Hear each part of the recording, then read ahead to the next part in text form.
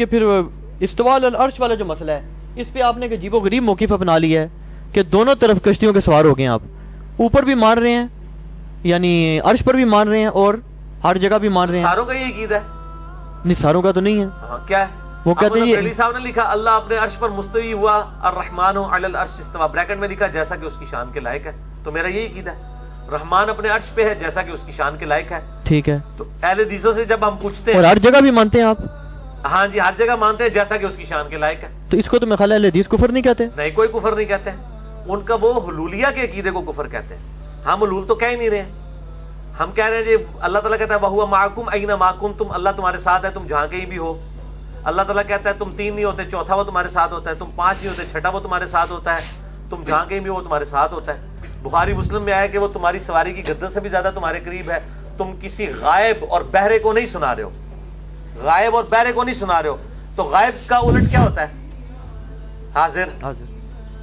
تو حاضر ہے وہ وہاں پہ، تو تبھی حضور نے کہا نا کہ غائب کو نہیں سنا رہے ہو، ایسے کو جو موجود ہے۔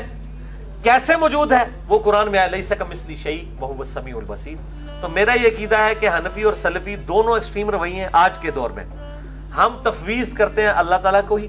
نہیں، آپ مجھے تھوڑا سا یہ کلیئر کر دیں، کوئی یہ مسئلہ ہوا ہے جس پہ آپ کی میرا تکفیر ہوتی ہے؟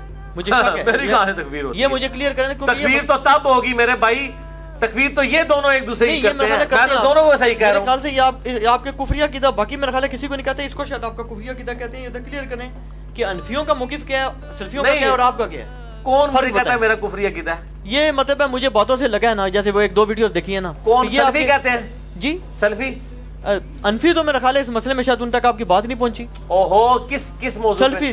سلفی کہتے ہیں نا؟ تو میرے بھائی سلفی تو اس مسئلے کے اوپر پھر انفیوں کو بھی کافر کہے نا، مجھے تو نہ صرف کہے، تو میرا تو تفرد نہ ہوا۔ استواء علی العرش کے مسئلے میں انفیوں کو بھی کافر کہے نا، تو صرف میری تکفیر تو نہ ہوئی اگر وہ کرتے ہیں۔ نہیں، سلفی موقف کیا ہے کہ اللہ عرش پر ہے اور یہ باقی یہ سلفیوں سے ہی پوچھا جی، ہمیں تو ان کا موقف ہی ابھی تک سمجھ نہیں آیا۔ اور انفیوں کا کیا ہے؟ وہ انفیوں کا بھی موقف کوئی سمجھ میں نہیں آیا۔ ہم آپ کو اپنا موقف بتا دیتے ہیں جو کتاب و سنت سے ثابت ہے۔ اچھا، قرآن پاک میں استواء علی العرش کی آیات بھی ہیں۔ ٹھیک ہے جی، امام مالک کا قول ہے اللہ کا عرش پہ استواء معلوم ہے۔ کتاب الاعتقاد امام بیہقی کی کتاب میں انہوں نے نقل کیا۔ استواء علی العرش معلوم ہے، کیفیت مجہول ہے، یعنی یہ ان نون ہے، سوال کرنا بدعت ہے۔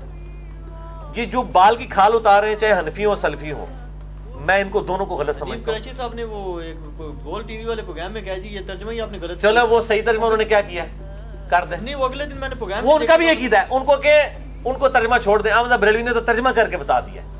الرحمن علی العرش استوى سورہ طٰہٰ کی شروع کی آیات میں آتا ہے، اس کا ترجمہ احمد بریلوی نے لکھا ہے رحمان اپنے عرش پر مستوی ہوا جیسا کہ اس کی شان کے لائق ہے۔ تو بس یہ میرا عقیدہ ہے، جیسا کہ اس کی شان کے لائق۔ یہ بریکٹ احمد بریلوی صاحب نے کہاں سے نکالی؟ لیس کمثلہ شیء وہو السمیع البصیر، اللہ کی مثل کوئی شے نہیں، وہ ہر چیز سنتا ہے اور دیکھتا ہے، سمیع البصیر ہے۔ اچھا ایک سوال یہ جی، تو مجھے کون سی قدغن ہے جب میں کہہ رہا ہوں کہ اللہ میرے ساتھ ہے جیسا اس کی شان کے لائق ہے۔ اہل حدیث ایک سٹیپ آگے کود پڑتے ہیں کہ جی وہ شان یہ ہے کہ وہ دیکھتا سنتا ہے، خود نہیں ہے۔ تو میں نے تو یہ نہیں کہا کہ خود ہے یا نہیں ہے، میں تو اس چکر میں نہیں پڑا، میں نے کہا جیسا کہ اس کی شان کے لائق ہے۔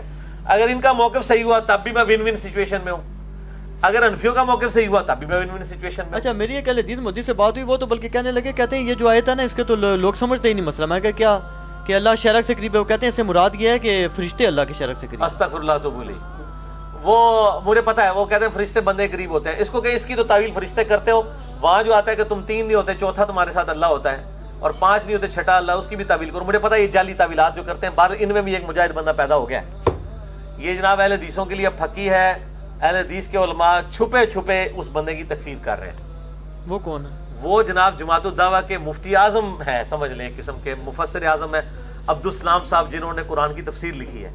انہوں نے استواء علی العرش کے مسئلے میں سلفیوں کا نکال دیا ہے جنازہ، جو سو کالڈ آج کل کے سلفی ہیں۔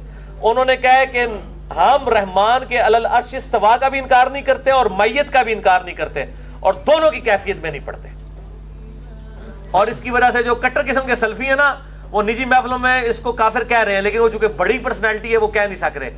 اور یہ اس وقت سب سے مشہور اہل حدیث کی تفسیر چل رہی ہے عبدالسلام صاحب کی، جماعت الدعوہ کے اصلہ بھی ہے نا انہوں نے آتے، اس واسطے بھی اہل حدیث انہوں آتے نہیں۔ یہ زبیر صاحب نے بھی ایک دفعہ میں نے پوچھا تھا، انہوں نے کہا تھا یہ اس میں وہ جادی رنگ غالب ہے لیکن تفسیر یہ معتبر ہے۔ یہ زبیر عزیز صاحب نے مجھے کہا تھا. سارے کہہ رہے معتبر ہے, ان کو پتہ نہیں کہ استواء العرش انہوں نے سلفیوں والا انہوں نے کو دیتا ہے اہل عقیدہ. اچھا انہوں نے وہی عقیدہ کیا جو انجینئر صاحب کا ہے کہ ہم استواء العرش بھی مانتے ہیں اور مائیت بھی مانتے ہیں جیسا کہ اس کی شان. اچھا ایک سوال ہے